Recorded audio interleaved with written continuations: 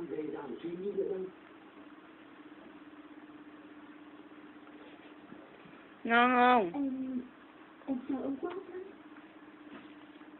Mà vì em không quen, em cũng làm nổi đâu. Lão quạnh cái loại trai lơ lăn nào. Có gì mà có hay không? Có gì mà vô sao? Lúc này người ta lên khóc nhóc. Rồi nó sờ bông xuống. Nó gạo tấm xuống. Hay là bông hút. Anh đừng có nghĩ qua em thôi. Em làm việc này không phải để tôi biết anh.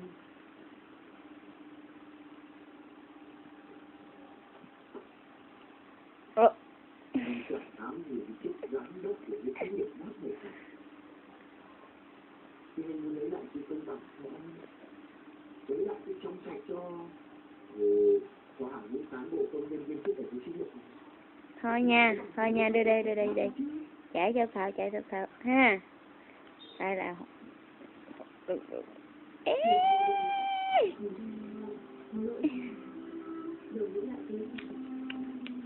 Không ăn nữa.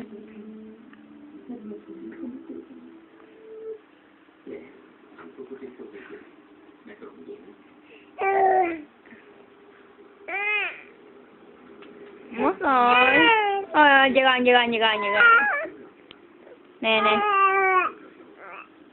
Phim gì nè? Thám tử tư. Thôi này còn lắm mắt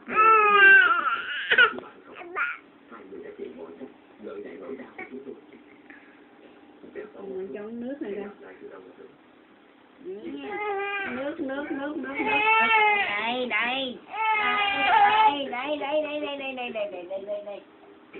Đây. Nè con, uống đi con. Nè, bưng nha con. Giỏi quá ta. Ủa trong đổ. Đó.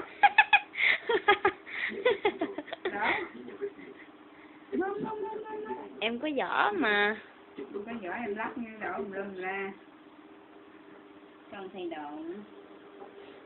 Theo tôi thì bạn không nên né tránh sự kiện. Hãy chuẩn bị tinh thần và tâm trí. Để không chỉ khả năng kéo được này không phải là một câu của dân tộc.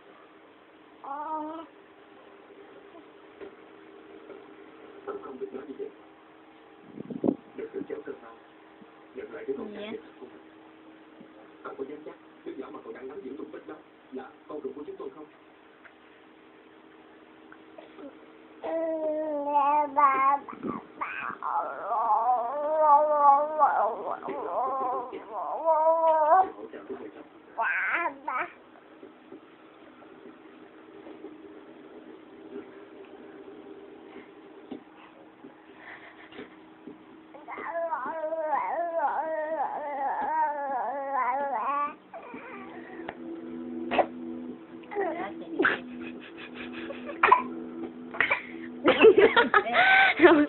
Té địch.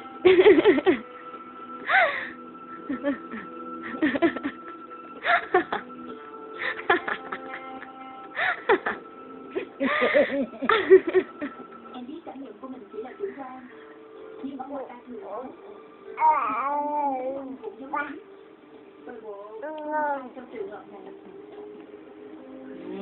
Nếu như anh chị chưa tin, tụi em sẽ cho anh chị xem một đoạn băng ghi hình thực. Ghi trước tiên. Hello. Con cũng đã hứa sẽ không nói bất cứ điều gì với Minh An nếu như vợ chồng tôi chưa đồng ý. Thì tụi em sẽ làm đúng với lời hứa đó. Em dự động khi con đây.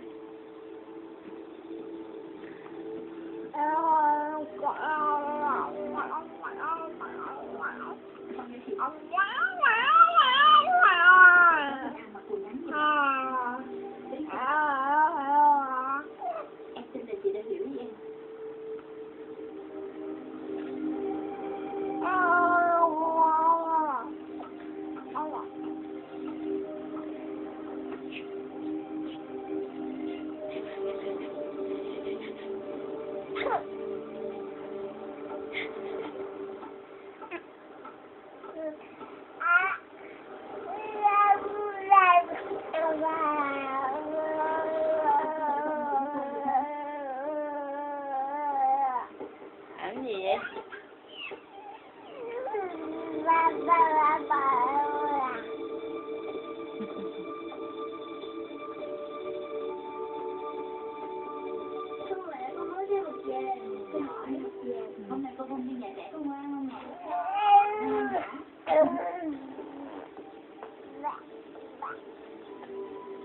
Bé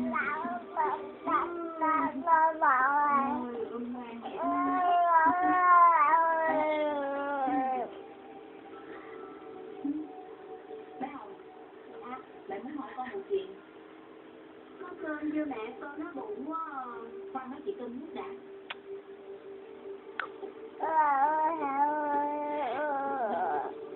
Mẹ cho dần dần. Rau. Ôi ôi. Đây là món đồ mắc gì? Ở đâu mà con có? Dạ, cái này dì Hà cho con. Cái gì? Không ai ẩm em hả? Hà cho. Cho hồi nào? Ồ.